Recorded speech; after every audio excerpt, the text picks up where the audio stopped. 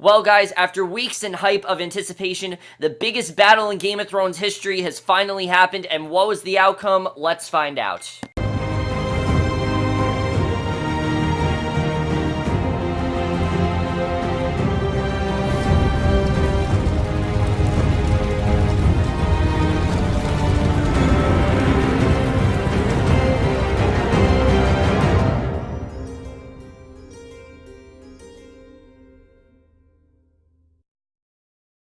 Hey guys, camera for Game of Thrones Season 6, Episode 9, The Battle of Bastards, and holy shit, what a deserving episode. I mean, after last week's really underwhelming, just really not that well executed episode, not that last week's episode was terrible, it was just really badly executed, this is what Game of Thrones needs to be every week. I mean, this episode was intense, it was dramatic, it had so many great scenes, and really was just an episode of triumph. And I know a lot of people said Season 4, the Starks got their revenge. No, this episode, they got their revenge. And not only did they get their revenge, finally things we've wanted to see, you know, after weeks, like I said, for weeks we've been talking about there's a battle coming, and finally this episode, that battle finally happened, and by far the best episode of the season. I'm pretty sure you guys knew I was going to say that, but really, I mean, they really gave it their all in this episode. They really made it as great as they could be, and I really didn't know if they could top the hard home sequence, but they definitely did. They did. I mean, this felt like a movie. It was awesome. Really, I mean, I heard people say this felt like Lord of the Rings, and it really did. The difference is that this can show things that Lord of the Rings couldn't, and overall, I love this episode. Amazing stuff, but let's just get into it because there's a lot to talk about, but we actually don't start with the battle, which I thought was actually a clever choice because we're expecting them to start with the battle and everything. I was, expecting them to show that, but they don't start with that. We do see another plotline here, but we only see one other plotline, and that being of Daenerys and Tyrion. Basically, we had to see how that whole thing turned out, because if they left us with, if they would have left us with that cliffhanger, I understand why they had to show it here, because if they would have left us on that to the finale, I think the finale would have just been way too overstuffed, and basically we get the conclusion that here we see the ships of the cities of Slaver's Bay continue their assault on Mirian as Daenerys watches from the Great Pyramid. Tyrion tries to convince Daenerys that despite appearances, Mirian is on the rise and the people are behind her, and which is why the Masters are attacking. And this is something I've been looking forward to for a while, is seeing these two working together to find a common ground. Finally, we get that in this episode, seeing Tyrion and Daenerys. They both have very different ideals, and he talks about how, Mirian is on the rise and the people are behind her, and Daenerys plans to crucify the Masters, set their ships on fire, kill every one of their soldiers, and raise their cities. And Tyrion shrinks at the suggestion, tells Daenerys the Mad King's plans to burn King's Landing to the ground with wildfire, and at Tyrion's suggestion, Daenerys meets the Masters outside of Mirian's walls to discuss the terms of surrender. The Masters offer nothing less than total surrender. They basically realize that they have to do that, and the return of Missandei and the Unsullied to slavery, and the death of the dragon. So basically, it's the worst possible situation for them. So Daenerys points out that they're discussing the Masters' terms of surrender, not her own. Drogon soars overhead, lands next to Daenerys, who climbs on the dragon's back. Such a triumphant scene. Love the way that was done. And Drogon takes flight over Mirian, and his two brothers are set free. The Sons of the Harpy murder in the streets, and Daario leads the Second Sons in a rush against them. Daenerys and her dragons begin setting the ships on fire. Grey Worm convinces the Masters' guards to abandon them, and Tyrion and Missandei tell the Masters that one of them must die for their betrayal, and they choose one who is low-born and outside. Grey Worm kills the other two with one swipe, and that was just fucking awesome. Like, he just killed them with that sword, two of them in one swipe. That was awesome the way that was done.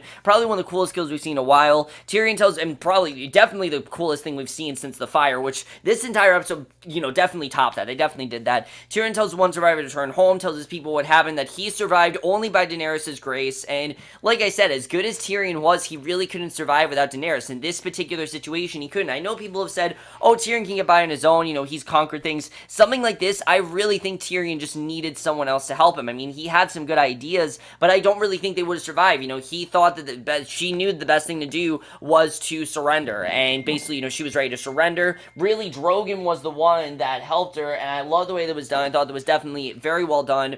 I absolutely love that, but then things really get into high gear, and we basically see what's going to be most of this episode in this next scene.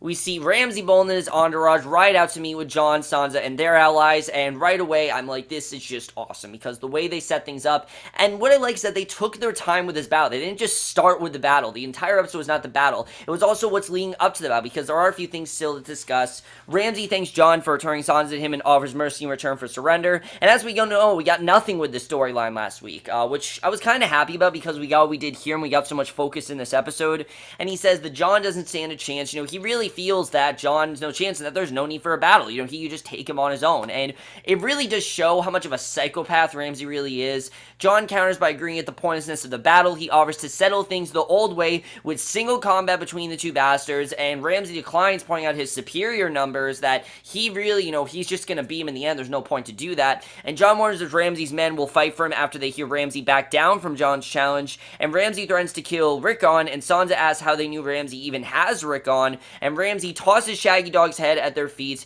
Sansa promises that Ramsay will die tomorrow, rides off, and just, I love seeing Sansa know that Ramsay's gonna die. Like, she really just knows that he's not gonna get out of this, and you're really not sure, though. I mean, Ramsay's really confident about this, and it's really crazy to see, and obviously, you want Ramsay to die, but you're really not sure. I mean, they've had those conversations of not having enough men. You don't really know if they're gonna come out of this, and he's saying he's looking forward to having Sansa back in his bed. His dogs look forward to devouring the rest of them, and that's what he plans doing. His hounds are gonna, end up eating them, and we'll get to that in a little bit, but basically, he feels that he's gonna win, that he's gonna get Sansa back, and she's gonna be his mistress and everything, that he's gonna rape her again, and really, I mean, we don't really know if that's gonna happen. And yes, I know people are saying, oh, this definitely, he's not, he's definitely gonna die, but think about it, it's the penultimate episode, guys.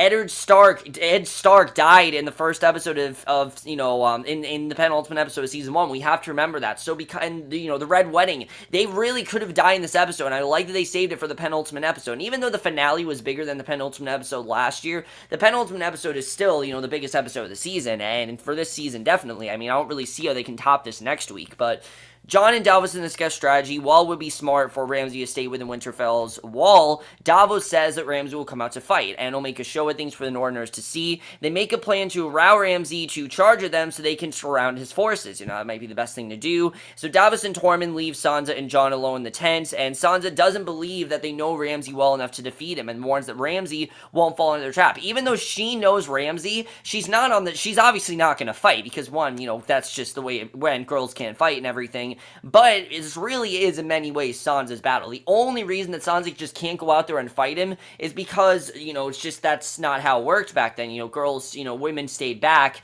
unless it was Brienne. I feel like Brienne would have done it regardless, but Brienne was not there, unfortunately.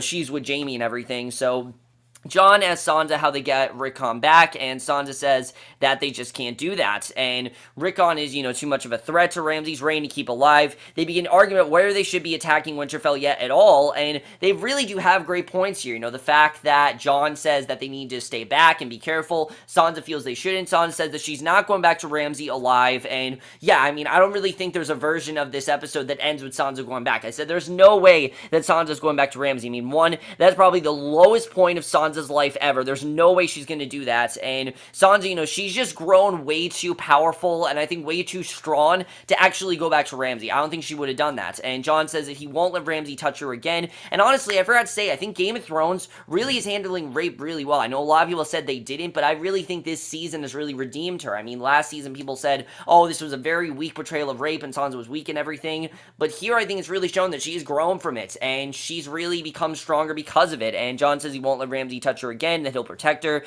Sansa says no one can protect her or anyone, and she's really convinced that this just isn't really going to work out in their favor, and she's really convinced that he's not going to be able to protect her, even though Jon is saying that she really doesn't feel he's going to, and that's something I've loved about this season, is seeing these two, even though they're so strong together, Sansa still feels that at the, even though in the situation at the 11th hour, Jon's not going to be able to protect her, and that Ramsay is going to get her anyway. No one really can protect her, Ramsay's too strong, and I like that Sansa, despite having that motivation, is starting to think more realistically that maybe this isn't going to work out in their favor. Maybe this isn't going to work out in the way they wanted to, and that's something I really loved. The hope in this episode, you have hope, but it's not exactly there, because you don't really know if they're going to come out of this, and that's something I think they handled really well throughout this entire episode.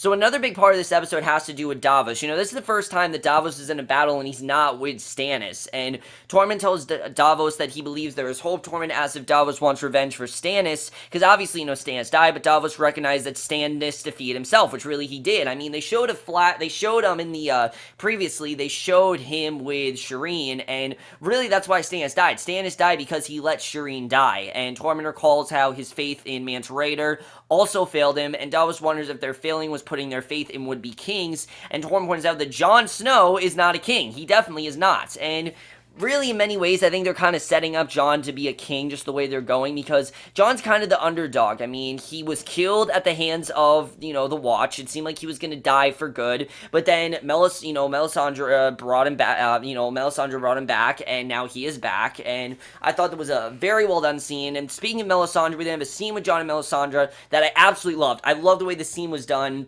because obviously, Melisandre brought him back, and I love what Jon says here, because he points out that she wasn't at the War Council, and she says that she's not a soldier. She simply tells him not to lose, that he's gonna win, and she does not want him to lose at all, and he tells her that if he dies again, he doesn't want her to bring him back, and I think why is because I think he says that if I die, I deserve it. I deserve to die. I want to go out like a hero. I don't want to have to do this again, and I think he definitely has enjoyed, coming back, and has enjoyed the fact that he's been reborn, but he doesn't want to have to come back again because he wants to die at, as a hero, and he wants to die at Ramsay's sword, because if anything, he is dying for Sansa, and he's going to make sure that he wins. She says she serves the Lord of Light, so she'll have to try, and she says the Lord of Light must want him alive for a reason, or else she wouldn't have been able to bring him back, and he really doesn't know what that reason is. Remember, Jon didn't really want to fight. Sansa was the one that made him fight. He really did want no part of this, and the only reason he's doing this is to get justice for his sister, because she can't do it herself. And it may only be to die again in this battle, and he really feels that that's his purpose, is to die again. Like, he really feels it's gonna happen. Now, I knew they wouldn't just kill Jon off again to bring him back. That wouldn't make any sense. Kit Harington is too good of an actor. He's too good of a character. They're not just gonna kill him off again. I knew that wouldn't happen, but this episode kind of gives you that fear that, holy shit, they might actually just kill Jon again, and that might have just been the point, to bring Jon back just to kill him off. It kind of does make sense. Maybe that's why he was brought back, and I thought that was really well done, and especially the fact that he's telling Melisandre, don't bring me back, really shows that Jon didn't really want to come back. And Davos walks through the snow. He comes upon the remains of the pyre where Shireen was burned. He finds her stag in the snow as the sun rises, and it's just a really nice scene, seeing that still was there, seeing that was still, the pyre was there and everything, because of course Shireen was burned. I mean, it really just, I think it reminds Davos of, Stannis' lowest point, and why Stannis died, really what he's doing this for, and the reason why he continues to live and Stannis doesn't is because of, him not being the one to kill Shireen, him not having anything to do with it. Just a really good scene, really like the way that was done, really good stuff there. Tyrion then meets with Yara and Theon, and they actually made it. As we know, Yara wants to work with Daenerys, she really wants to be in power, and he remembers the last time that he met Theon. We're reminded really how much hated Theon was. I mean, if I remember in the previous seasons, Theon really was one of the most hated characters on the show. He talks about how Theon was when Theon was making jokes about Tyrion's height at Winterfell. Tyrion recalls the terrible things that Theon has done since then, is unimpressed with whatever penance they claim he has paid, and he really feels that it doesn't matter. He still said those terrible things, and those comments are always going to be with Tyrion. Tyrion might brush them off, but he's always going to remember them, and that's something I do like about Tyrion, is that Tyrion's very strong, and he doesn't take things personally, but he doesn't forget. I mean, obviously, if he's insulted because of his height, he's going to attack, he's going to verbally attack someone for it. And Tyrion just had so many great scenes in this episode. Let me just say, Peter Dinklage in general has been killing it all season, and they've really done a great job with giving him that nice, dry, personality back. And Yara offers that what they control the Iron Fleet in exchange for Daenerys' support, and when Yara claims the Iron Islands, Euron is also coming to offer the remainder of the Iron Fleet, but under condition of marriage. And Yara only wants independence for the Iron Islands. Daenerys agrees on the condition that the Ironborn respects the remainder of the kingdoms and refrain from making raids on them. They make an agreement, and that's all we see of Tyrion and Daenerys here. It seems like these two are going to work together. Yara seems like she's going to stay in Mirian, and I'm looking forward to seeing how that's going to go. Obviously, we know that her main goal is to get power and to be queen. That's what she wants. She wants to be queen. Of course, we know that he doesn't really feel they're going to be, but I thought there was that Theon feels that she's going to be queen, but a really good scene. Really like the way it was done. And then after this is really when we set things up, because the rest of this episode is the battle, and let's just get into the battle because there's so much to talk about here. In since Hardhome, I mean, this was just awesome. It's about, I think, 20 minutes long, and it is just about as awesome as a battle could get on this show. Really, I don't know how they're going to top this battle. I really don't see how they do it, because it just felt so complete, and it felt like they really weren't holding back. They really were giving it all they could, and I think a part of the reason they did as good as they did is because there's nothing to base this off of. There is no book yet, and yes, obviously there is a book that George R. R. Martin is writing and everything, but that's been the reason why this season has been so good, because they haven't had anything to base it on. There's nothing that the fans were like, why wasn't that there? The book isn't written yet, so they really can do whatever they want, and they really put their all into this next scene, because we see Jon's forces stare across the field of burning flame bodies at the much larger Bolton force that opposes them. Ramsay rides out to the head of his army with Rickon tied up behind him. He pulls out a dagger. Jon dismounts to step out in front of his forces. Ramsay cuts Rickon's binding, tells the boy to run to Jon. Rickon cautiously walks out of the field. Ramsay tells Rickon he has to run. Ramsay pulls a bow and arrow. Jon rides out in the field to reach Rickon as Ramsay begins letting arrows fly. One of the arrows pierces Rickon's chest just before it reaches, just before Jon reaches him. Jon sees his brother die in front of him, and that is when you know that this is personal. I mean, after that, you do not get to kill someone of, you do not get to kill Jon's brother. This is when you know it's going to be personal, and that was the moment I'm like, Ramsay's going to die. There is no way that Ramsay is getting out of this alive. If you kill Jon's brother, he's going to die. I mean, he didn't kill Sansa. He kind of, he obviously abused Sansa, but he didn't kill Sansa. He just killed Jon's brother. That's it. Ramsay needs to die. I mean, I already knew Ramsay needed to die, but that was the moment that confirmed that Ramsay is definitely dying, and especially the fact that Ramsay's not even in this battle. He's literally falling behind his men, and he's not even participating. And Jon charges his. Jon's forces follow behind him. A volley of arrows knock Jon off his horse as a wave of cavalry charge at him. He draws Longclaw, and he does have the sword. Ramsay, we obviously know why he's staying back, because he feels like there's no point in having this battle. He stands and waits for them, and his own forces reach him just in time. Davos calls off their archers for fear they're killing their own men, but Ramsay tells his own archers to let fly. Jon fights in the melee alongside his men as Ramsay continues sending arrows into the fray as the bodies pile up. Davos has his men charged in the battle, and like I said, this entire scene was just so interesting to watch, and they really just went all out. Ramsay says it is time. Small Jon Umber leads the second wave of soldiers into the battle. Tormund saves Jon as the 1-1 and the free folk charge in the battle. Bolton men surround Jon's force with a shield and wall and begin closing in, stabbing them with their spears as they close in, and Umber's forces climb over a mountain, and basically, of course, is to attack Tormund. 1-1 and the free folk begin to break the shield wall, with 1-1 tearing at least one man in half, but Tormund is cut by the spear. Jon and Small Jon lock eyes, but are split up as a wave of men begin trampling Jon. Tormund and Small Jon begin trampling Jon, and Jon is...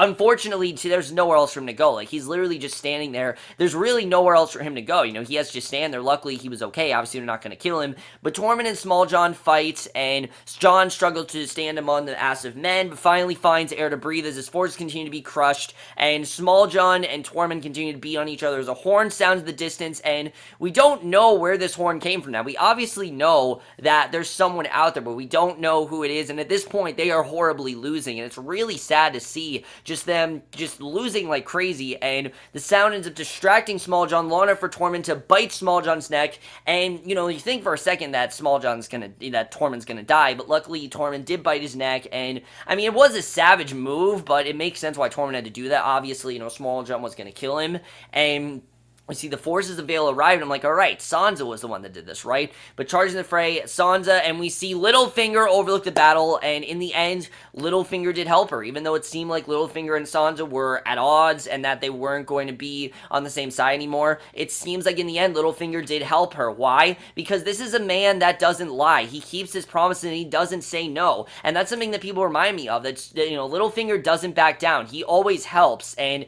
he doesn't just say no. He always follows through with his promises, and that's something he did do here. He did in fact help her in the end. I love the way that was done, and it makes sense. That's exactly who Littlefinger is, and basically Ramsay retreats to Winterfell as 1-1 Tormund and Jon give chase. Ramsay believes that they're safe behind Winterfell's walls, but 1-1 begins smashing the gates, and I love that things just aren't going well for Ramsay at all. The giant breaks through, they falls to his knees by a multitude of arrows, and Jon's forces flood in. Jon stands next to 1-1 as Ramsay sends arrow through the the Giant's Eye, killing him, and unfortunately, 1-1's dead. You understand, obviously, why 1-1 had to die. Unfortunately, it's sad, but he did have to die. And Ramsey said he's reconsidered Jon's offer of single combat. You know, he didn't feel that Jon was able to do this, but then we get this really awesome scene that I absolutely love. Basically, this was finally Jon's moment. As I said, Jon thought he was going to die, and I think Jon's really surprised that he's not dead. I think he really thought that he was going to die in this battle. He didn't think that he was going to live this long, but finally, now that he knows that he's alive and he has that confidence back, now he can finally do what he's wanted to do to Ramsey. He picks up a shield, marches at Ramsey. Ramsey shoots like a few arrows at him, you know, a couple times. He begins you know, he begins shooting a few arrows at him, but he knocks Ramsey down and just beats the living shit at him. But Sansa watches, and I think the reason that he didn't kill him is, one, it's very hard to kill a man. I was watching this with my dad, and, you know, he's told me straight out that it is very hard to, you know, beat a man to death unless you have to be really, really angry. And I also think it's because the way that Sansa looked at him, she wants to be the one to kill him. You know, he wants Ramsey to die at the hands of Sansa, not the hands of him. As much as he wants to kill Ramsey, Sansa wants to be the one to kill him. Keep him alive, let him spare him for now, and let Sansa be the one to kill him, which in the end, of course, she was, which we'll get into that. But I love the way that was done. And first, I'm like, why not kill Ramsey? But then we get to the ending, which was just awesome. So they won. They did win. After the battle, Davos and Melisandre watched the Bolton banners were lowered from the walls of Winterfell, replaced with the Stark banners, and the Starks are back in power. The Boltons are no longer in power. Starks are in power. It's awesome to see. Just such a triumphant scene, and the Starks won. They've won. They are now in power, and Jon orders Rickon to be buried in the crypt next to his father. Sansa demands to know where Ramsey is because she's definitely not done with Ramsey. Even though Ramsey, you know, he got away, she's not done with him. You know, she's gonna make sure that he dies, and this is probably really just shows how far Sansa's come. And Sophie Turner was killing this whole episode, but specifically this scene, I love the way this was done. Because Sansa finds Ramsey tied up in the kennels, and Ramsey says he'll be part of her now forever. And Sansa says that Ramsey's words, his house, his name, they're all going to disappear until there is no memory of him. You know, he really, just he in general, he doesn't matter anymore. No, he has no army. His army is gone. They were mostly wiped out, and even though they mostly, not all of them were mostly wiped out, but the good amount is wiped out, and really no one really respects Ramsey anymore. And we see just out of nowhere, Ramsey's hounds just creep out of their cages, and Ramsey says his hounds will never turn on him, but Sansa reminds Ramsey that he hasn't fed them in 7 days, and they were loyal once, but now they're starving, and Ramsey tries to order the dogs to sit down, and I love the way this was done, because really, Ramsey didn't just deserve to be killed by Jon, he needed to be killed in the most brutal way possible. I don't think there's a more brutal way to go than literally having your dogs eat your face, because they start eating at his face, the others join in, Sansa watches momentarily, because this scene is not about Ramsey, it's about Sansa's reaction, and Sansa finally being able to conquer Ramsey, finally being able to say no to Ramsey. This is her not only being able to say no to Ramsey, but finally in the end getting her revenge on Ramsey without actually getting her revenge on Ramsey. She walks away smiling. Such a well done scene. I love the way that was done. Amazing stuff. That is how this episode ends. Ramsey's dead. Thank God. The most hated characters of Game of Thrones is gone. And really, Ramsey was worse than Joffrey. What an incredible episode. Let's just talk about next week because there's a lot to talk about. So what an incredible episode this was, really, guys. I mean, like I said, they really went all out. They tried to make this as epic as possible, and you really got that epic feel throughout this entire episode. There was nothing that made me feel this isn't as epic as it could be. This entire episode, it just felt like a triumph. It felt like a victory for the Starks, and they really did get what they wanted in the end. You know, Sansa conquered Ramsey, and Jon was able to wipe out an entire army, which he really didn't think he was capable of doing. Now, granted, it wasn't entirely Jon that did this. It was Littlefinger that helped them in the end, but Jon still did get to beat the living shit out of Ramsey, and he, in part, did do some damage to him, and Ramsey, you know, wouldn't have been subdued had he not beat him up in the way he did. But amazing stuff overall.